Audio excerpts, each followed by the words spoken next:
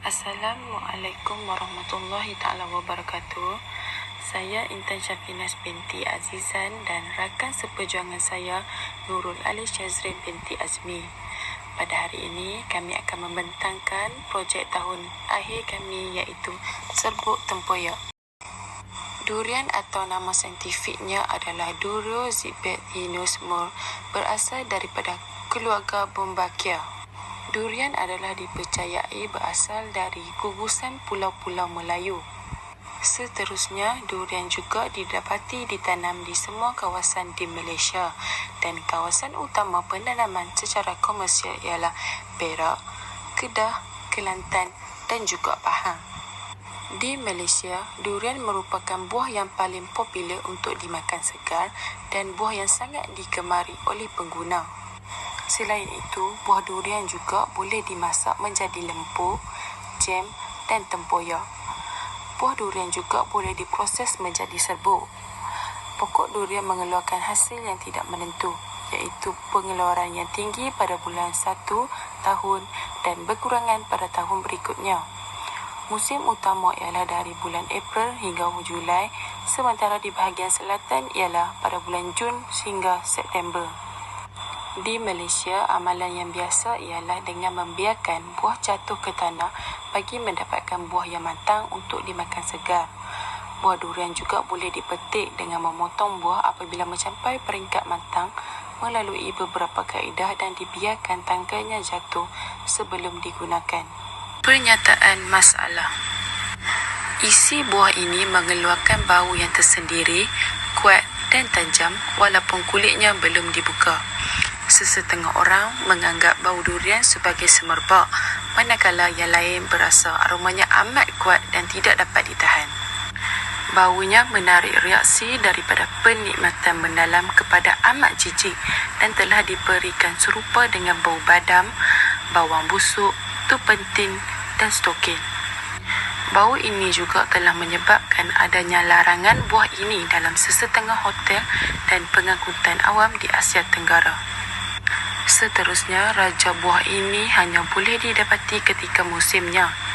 Jika tidak, harganya akan menjadi mahal yang melampau kerana buahnya yang tidak banyak dan hanya sesetengah penjual sahaja yang menjualnya untuk mendapat keuntungan yang banyak ketika itu.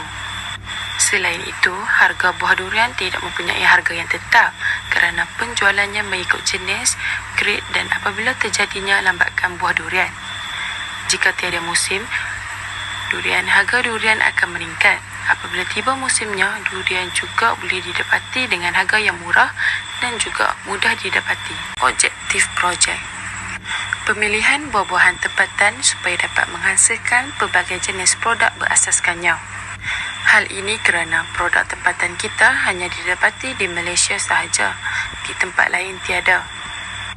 Oleh itu, kita dapat mempromosikan produk buah-buahan tempatan kita kepada negara asing.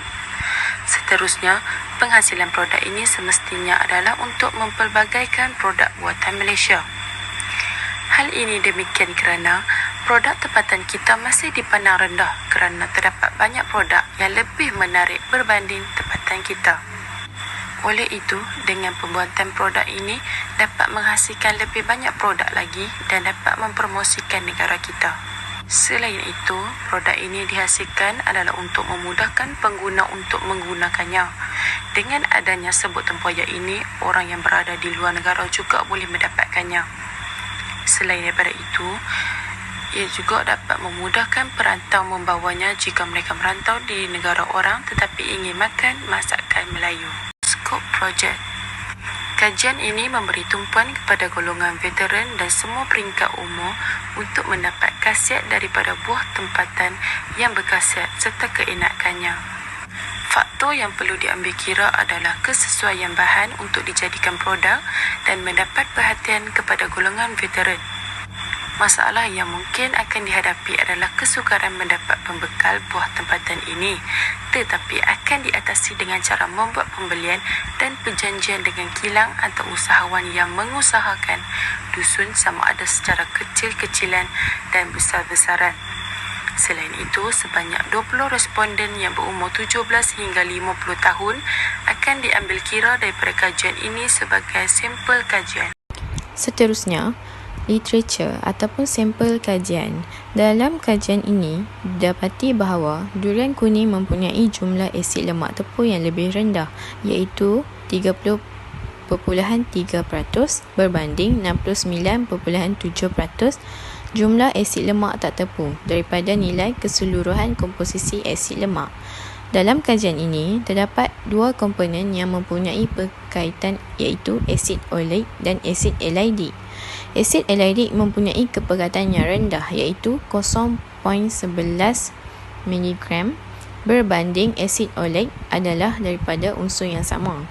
Komponen asid lemak tak tepung boleh wujud sama ada dalam bentuk cheese atau trans. Proses pembentukan asid lemak trans dan asid lemak cheese berlaku melalui proses penghidrogenan lemak dan minyak. Proses ini perlu bagi mewujudkan kestabilan dalam sifat fizikal makanan. Hunter 2008. Metodologi ialah kaedah atau teknik pembuatan produk. Kaedah yang digunakan untuk pembuatan serbuk tempoyak ini ialah dehidrasi. Ratakan di dalam dulang lepir dan dimasukkan ke dalam dehydrator untuk proses dehidrasi selama 24 jam. Proses ini bertujuan untuk mengeringkan air. Setelah dehidrasi selama 24 jam, tempoyak itu akan menjadi kering dan dikisar supaya ianya lebih halus. Anggaran kos. Anggaran kos yang terlibat bagi pembuatan produk serbuk tempoyak ini ialah durian dan baking paper. Durian sebanyak 1 kilogram berharga RM6 dan kami menggunakan 5 kilogram untuk 20 orang responden, iaitu berharga RM30. Bagi baking paper pula, sekotak berharga RM4.50. Jadi, jumlah untuk kos pembuatan produk kami ialah RM34.50. Jangkaan hasil. Hasil yang pertama menggunakan kaedah pengeringan secara tradisional, iaitu menjemur secara semula jadi dengan penggunaan cahaya matahari. Hasil yang kedua menggunakan kaedah pengeringan secara moden, iaitu menggunakan ketuhar. Akhir sekali ialah rujukan.